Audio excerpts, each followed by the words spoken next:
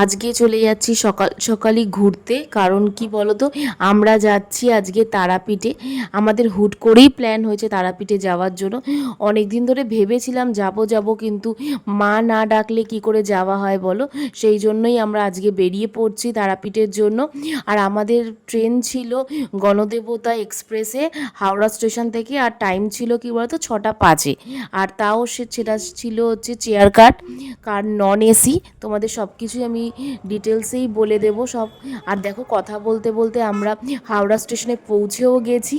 আর যেহেতু রাস্তাটা সকালবেলা ফাঁকা থাকে, সেই জন্য কোনো জ্যামের কোনো ব্যাপার না, তো ঠিক টাইমেই পৌঁছে গেছি, বরং বলতে পারো বেশি তাড়াতাড়ি। আর আমরা গাড়িটা না আগে থেকেই বুকিং করে রেখেছিলাম, যাতে ওই টাইমে ক্যাব বুক করাটা খুব অসুবিধা হয় ভোরের টাইমে, সেই জন্যই।